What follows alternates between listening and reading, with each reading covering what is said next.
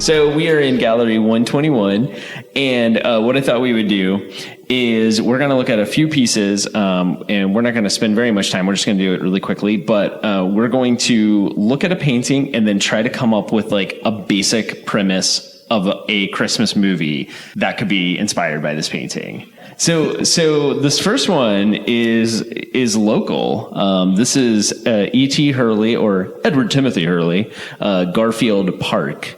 And it's this really snowy scene in downtown Cincinnati, very impressionist style with this, kind of almost feels like the snow is falling in front of you, and you can barely make out, figures and cars and things. So what would your first instinct of this movie be? If I didn't know that it was in downtown Cincinnati, my first thought would be this is in New York.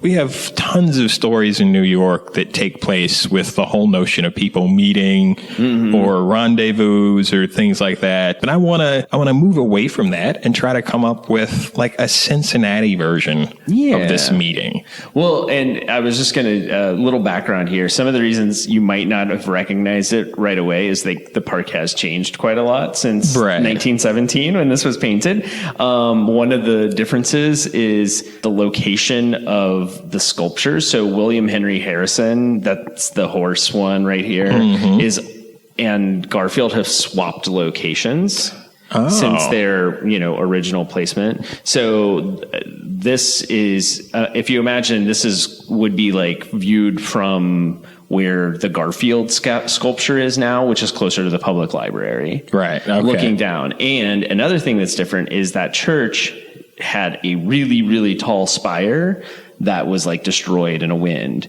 So that really, really tall spire does not exist anymore. Okay. So if you're going down there, it's still a very dramatic shot because you can see the towers of City Hall and the temples and the churches all around there, but you don't have anything quite that dramatic anymore because it was destroyed. Yeah. I mean, I really love, I would totally keep this movie set in 1917 because I love the cars and everything. Right. And you do get that feel. Yeah. Okay. We can go with the setting as being the same, but I would almost imagine in my head, and this is going to get really weird and bizarre, but I'm kind of thinking of like a version of The Public. Okay. That takes place during the holiday season where, again, I'm looking at this and you're right. The painting really kind of gives this sense of you're in the midst of this snowstorm and you can't get away.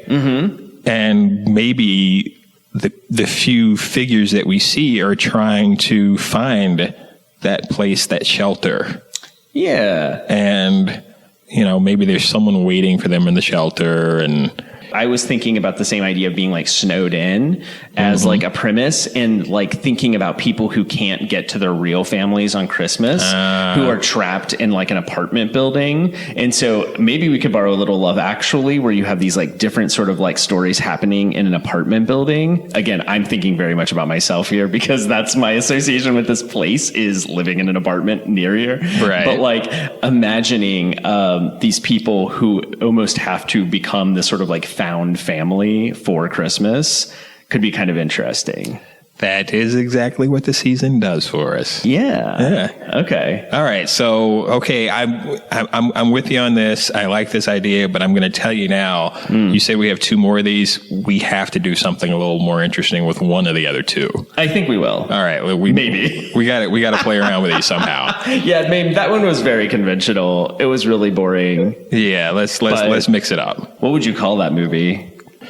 Yeah, I don't know. Away in a Manger. I'm thinking Away in the Park, or I don't know. Hey, maybe the rule is all of these can just be called their painting title. You can just call this, the movie can just be called Garfield Park. Sure. Oh. That saves us, but it's a very non-committal Christmas movie. Right. The studio execs are never going to let us pass that. But I don't know. I mean, again, I think with the whole idea of the little vignettes and the people in the apartment buildings, maybe there is something to that. I'm already imagining a studio exec who was like, Garfield Park, like the cat. What's this? You know, like In my mind, I have the other studio exec who's like, well, is it like that Gosford Park film that no one liked? I thought of Gosford Park too. Hey, everyone loved Gosford Park. I love Gosford Park. None of you're a studio exec. Come on now. Wait, you're saying the general public doesn't just love an Altman movie with Maggie Smith? That's like so specifically a movie for me as I'm saying these words. A Robert Altman movie with Maggie Smith in it. Wow.